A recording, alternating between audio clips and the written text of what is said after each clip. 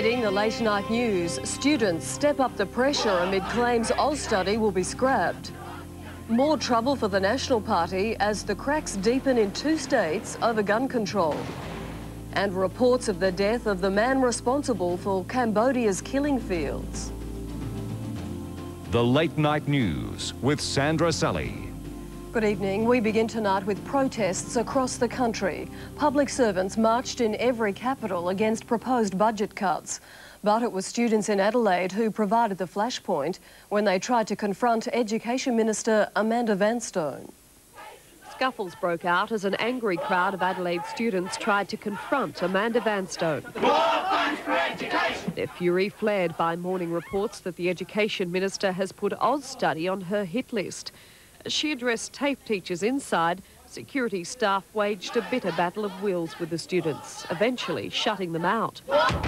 Under a heavy guard, the minister managed to avoid the crowd on the way out, and later the opportunity for a categorical denial of the abolition plan. I'm not happy to have policy discussions by virtue of press conferences. The opposition says the word's been out for weeks. I had some indications a while back that they were looking carefully at the idea of replacing tertiary Austudy with some sort of loan scheme. Also lashing out today, public servants. Shame, Howard, shame! Marches and rallies were held in every capital city, lampooning the federal government's plans to cut thousands of their jobs in the August budget.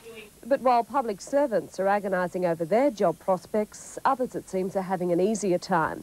The latest figures out this morning show that seasonally adjusted unemployment fell to 8.5%. Though in a breakdown of the states, South Australia, WA and Tasmania still recorded a rise in the number of jobless. And the trend figure is still not as positive as we would like it to see. In Canberra, Tracy Chamberlain, 10 News. Australia's new gun laws are under attack in 2 states tonight, exposing a major split in the government coalition parties. The leader of the National Party in New South Wales has backed away from gun registration, while the Queensland government will put the whole issue to a party vote.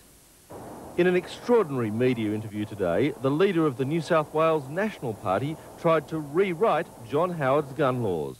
A national register of gun ownership as... Well, I'm telling you what we're supporting. But I'm asking you to support this. That's simply, and I'm telling you what we're supporting. Simple as that. Opposed to the Prime Minister and the Police. Even though he's personally signed up in support of gun registration, Mr Armstrong is now trying to claim it's only the owners, not their weapons, that should be listed.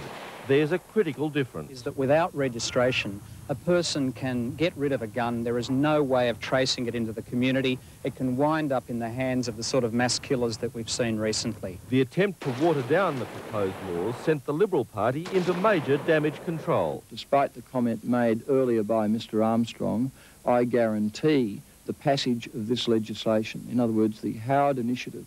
In Queensland, Premier Rob Borbidge's State National Party conference will now vote on the proposed laws. We obviously have to take into account the resolutions of our conference, but under the National Party Constitution and the Liberal Party Constitution, those resolutions are not binding. To help sway the doubters, Mr Borbidge has invited the Prime Minister to address party delegates. The New South Wales opposition is calling for a special sitting of their parliament to pass the laws, because of growing concern at state and federal level that the longer it takes, the stronger the pro-gun lobby becomes.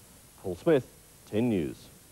And tonight, more than 600 people have attended a pro-gun meeting in the Kingaroy Town Hall in central Queensland.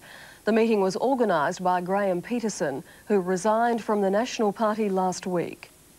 An inquest into one of the country's worst light plane disasters has found the aircraft was flying without essential navigation equipment. The death of 7 people in a Monarch Air Piper Navajo chieftain has led to an overhaul of the nation's air safety system. It's almost 3 years to the day since the Monarch crash which killed 7 people at Young.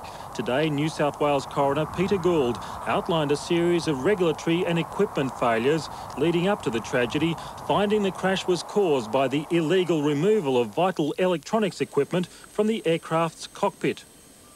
This meant power was cut to the plane's navigation instruments at the crucial moment when the Monarch flight got into trouble.